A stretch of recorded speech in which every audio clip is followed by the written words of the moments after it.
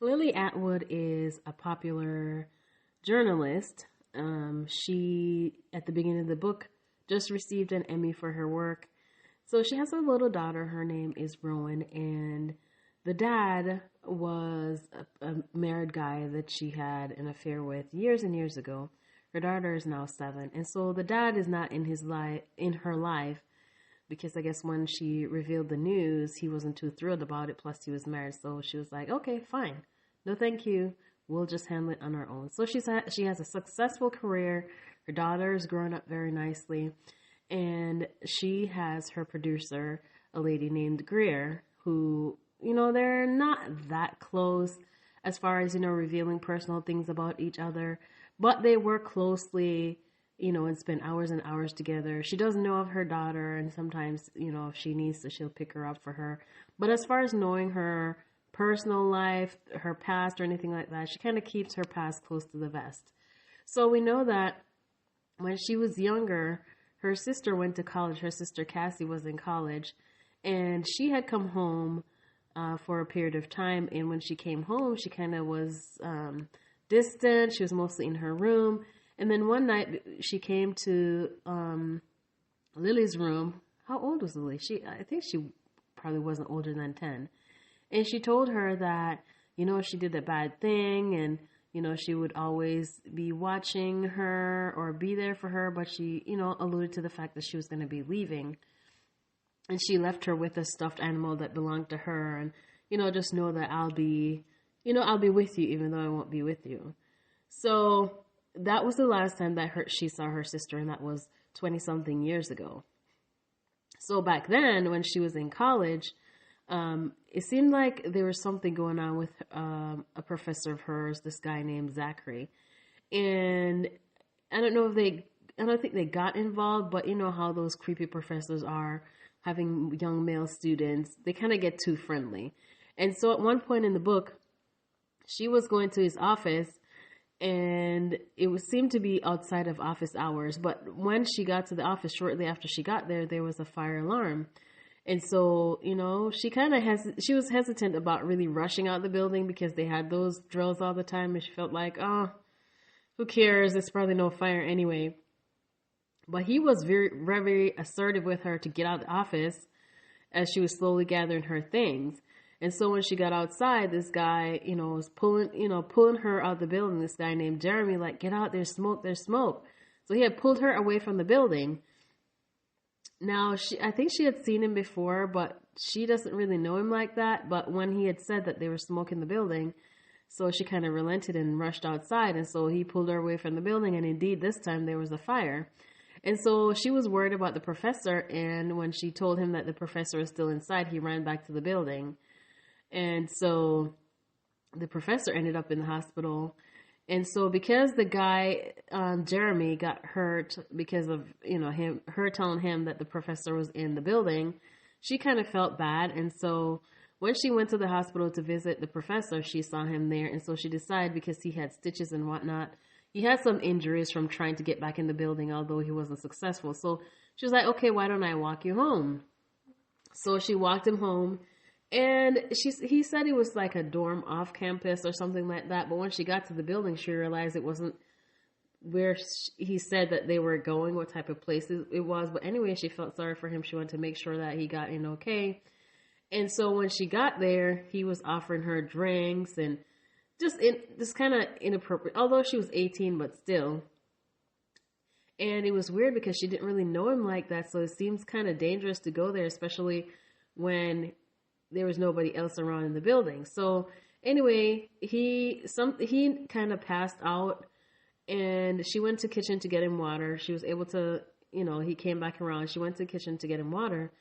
And in the cabinet, she found a lot of pills or something that she knew were drugs, because, people on college campuses tend to indulge a little bit. So she was kind of trying to make it seem like she didn't see it, and she was trying to find a way to leave out without it being suspicious. But anyway, when she decided, like, okay, her fingerprints were there, so she was going to go back and get something and try to clean her fingerprints off, and then she was going to try to dash out. When she went back, like, she was picking up the towel to try to use the towel to open back the cabinet, and then try to rub her fingerprints off, but he came in the room, and so she ended up accidentally hitting him in the head, and he started bleeding, and then, it was kind of a whole clumsy debacle that happened, and so he fell and hit his head, and then, she was scared that he was dead when she tried to, see if he had a pulse or whatever, and so she had to flee because she didn't want to get in trouble, plus the drugs was there, and so she left. So later we find out that this guy ended up dying. So she, we kind of find out like why she was going away was because of this. I guess this kind of ties into the reason why she felt she had to leave. But we also see where afterwards she had a roommate named Marianne, and they were going to a party. And so this cop stopped them because it was late at night. And so her roommate kind of blurted out some stuff about her knowing the guy and about her being to his apartment and all this stuff. And so she ended up having to go to the police station to get questioned. And so we find out that she's there. And so there was a deal with the police. And then, that's kind of as far as we knew about her past. So in today, Lily is having her career and all that. So there's a source who has given them, information that they came to trust to this guy named Smith. And so one day this informant decided that this guy always talked to Lily. And so one day he wanted to talk to Greer, and he wanted to meet in person. So he was telling Greer that he had a client. The client was Rowan's father, and he wanted to see Rowan. And then he also told Greer about Lily's sister, and he kind of guilt tripped her into agreeing to see the client because he was telling her that if she could help reunite the sisters, she would be so grateful that she wouldn't be worried about the fact that she was violating her trust by letting the guy see the daughter. So the guy that she had the affair with, his name is, I think his name was Mark. So throughout the book, though, we get the feeling that this lady, Greer, who's her producer, is kind of jealous of her. Although in her face, she tries to, act like concerned and friendly, but she has some disdain for her. And so a part of that kind of drove her reason to, her decision to help this guy. So Greer disappears after meeting with this guy, and so Lily is really worried. She didn't know what was going on, and so a police detective ended up coming by to question her, and this guy, along the lines of questioning, was bringing up her sister, and so now she's like, what is going on? So eventually she had gotten in touch with Greer, and we find out that the guy who was the police detective wasn't who he said he was. The guy who was giving them, the informant who was giving them information, was not really who he said he was.